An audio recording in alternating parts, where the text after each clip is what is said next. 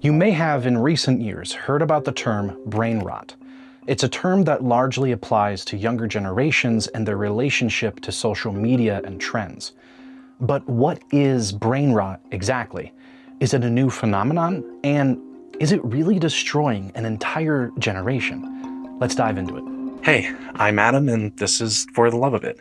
It's viewers like you that keep this channel going and growing. So if you like today's video, please consider subscribing and leaving a like. Be sure to check out our weekly live Q&As on Mondays. And also, don't forget to check out the For the Love podcast, where we have seasons of podcast episodes covering all sorts of fun topics. Love you all, and thanks for joining us today. Now, let's get to the video. So what is brain rot? Well, an exact definition can be somewhat difficult to come by. Some sources define brain rot in terms of digital culture, saying brain rot is a slang term used to describe internet content of low quality or value, or negative effects caused by it. In other cases, however, brain rot is defined in a more clinical sense, such as the mental fogginess and cognitive decline that results from excessive screen engagement. Or it implies the spending of excessive amount of time online, with possible deterioration in cognitive functioning and attention span. So which one is it? It seems, to me at least, that brain rot is a condition that is made worse by, or the result of, consuming brain rot content. The Newport Institute puts it this way: when we spend hours surfing and scrolling, we consume huge quantities of meaningless data, negative news, and perfectly retouched photos of friends and celebrities that make us feel inadequate. Trying to absorb and cope with massive amounts of content creates mental fatigue. It has only been within the last few years that I've begun seeing an alarming amount of articles and videos with the term brain rot in the title. Yet, according to Google Trends, the term has been in use since at least 2004, although there is little consensus on where it first originated from. My first exposure to content that has been generally defined as brain rot was something called Skibidi Toilet. I was browsing the most trending searches on YouTube when I came across the term Skibidi several times. Intrigued, I decided to look it up and start watching. Yes, I watched every episode available so far of Skibidi Toilet. To be honest, I still have no idea what it was that I was watching. I still can't make sense of it. Yet, I couldn't say that I hadn't seen something like it before. The more I thought about it, the more I realized that I used to watch content just like Skibidi Toilet when I was a kid. In fact, I will admit, I probably would have enjoyed Skibidi Toilet if it had come out when I was younger. It's reminiscent of content like Knox Corner Klay World in the early 2000s, or of the animated web series Batman and Spider-Man, first released in 2008, or of the famous ASDF movies. Content like this isn't anything new. Brain rot slang, likewise, isn't new. In fact, the word skibidi is a non-lexical vocable used in scat singing, which itself has been around since the early 1920s. Riz, another brain rot term, is short for charisma. Abbreviated or shortened words are common. Ad, abs, comfy, legit, and fab are all similarly abbreviated words. Am I saying this content, brain rot content, is good content? Not necessarily. There is a reason I enjoyed content like this when I was a kid. Not only was it entertaining, but it was also humor that most parents didn't understand. It was something my friends and I would watch when we would have LAN parties or impromptu sleepovers. It was entertaining and fun. So, if this kind of content isn't necessarily anything new, then why has there been an increase in the number of people talking about how dangerous it is to generations like Gen Alpha? Why has this suddenly hit the cultural consciousness now as opposed to 10 years ago? Two reasons. First, accessibility. When I was growing up, this kind of content was only accessible when the family computer wasn't being used by someone else. Most of us didn't have laptops, we didn't have smartphones, and we certainly didn't have iPads. Today, however, kids have access to more devices than I could have ever dreamed of when I was young.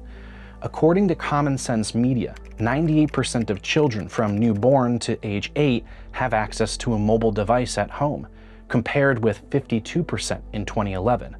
Today, a kid can go from being connected to a tablet in the car to being connected to mom's phone while grocery shopping, to being connected to a TV at home.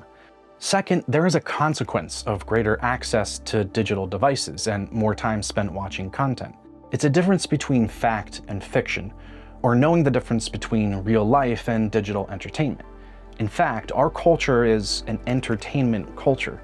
Neil Postman, in his book Amusing Ourselves to Death, would argue that our culture has shifted from being a literary culture to being a visual one that is based on looks rather than logic. Postman compared the views of Aldous Huxley and George Orwell, both of whom painted pictures of a dystopian future in Brave New World and 1984 respectively.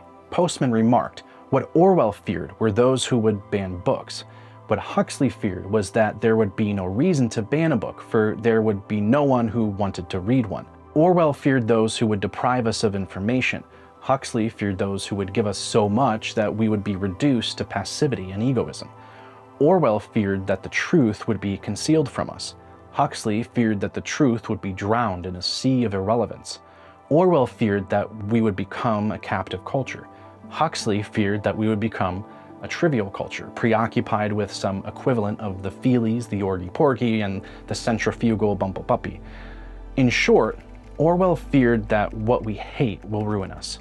Huxley feared that what we love will ruin us." Perhaps the reason we have seen an alarming number of conversations happening around the topic of brain rot in recent years is because Huxley and Postman were right. Postman crafted his arguments around the work of an early 20th century media ecologist, Marshall McLuhan. It was McLuhan who said that the medium is the message. I touched on McLuhan in my video about AI and the Great Unplug. Link will be in the video description. What McLuhan meant by the medium is the message is that the form or medium through which a message is communicated plays a significant role in shaping how that message is perceived and understood, often more than the content of the message itself.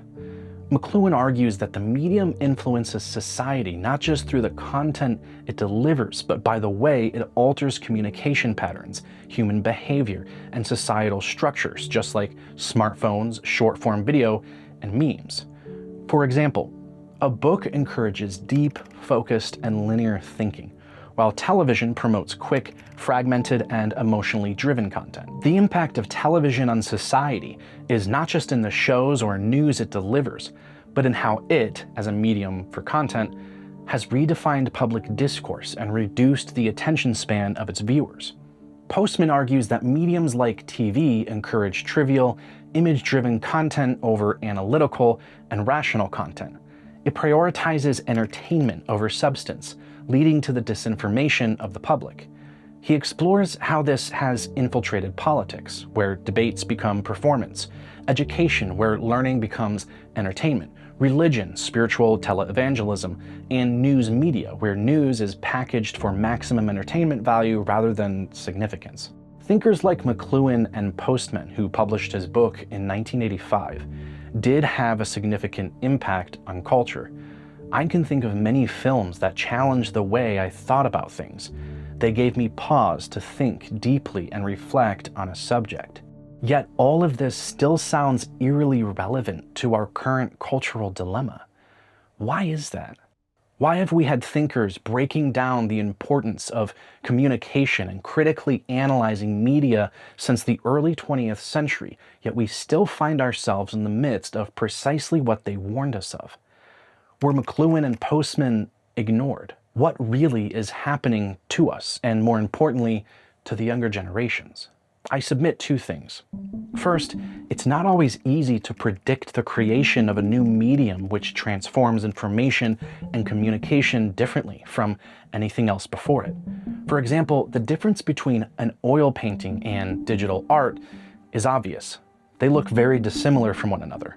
As a result, it's easier to analyze oil painting as a medium in and of itself apart from digital art as a medium in and of itself. They are both different forms of art whose mediums convey a different message. The difference between digital art and AI art, however, is slightly more nuanced, especially to someone who's simply viewing the art. The two oftentimes are indistinguishable from one another. This is one of the many reasons why the topic of AI art is such a sensitive conversation. In the same manner, YouTube videos and short content are much more nuanced from one another than, say, newspapers and television.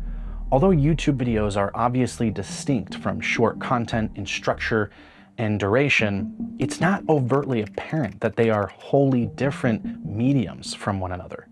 This is part of the reason why we, as a society, are just now wrestling with this dilemma. We need to recognize and analyze the mediums through which brain rot content occurs. We need to understand how they are distinct from one another, and we need to understand the importance of balancing one medium with another. Thankfully, there have already been an abundant amount of studies done. The more we understand the medium, the better we will be equipped to communicate through it effectively. Second, we must not confuse those mediums that are most effective at conveying truth from those which are most effective at novel entertainment. Postman remarks in his book, "Therein is our problem. For television is at its most trivial and therefore most dangerous when its aspirations are high, when it presents itself as a carrier of important cultural conversations." Postman isn't arguing that television is an irrelevant medium and that it should be avoided at all costs.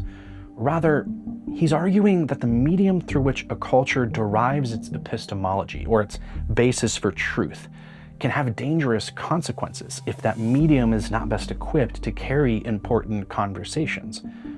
As a culture moves, Postman writes, from orality to writing to printing to televising, its ideas of truth move with it.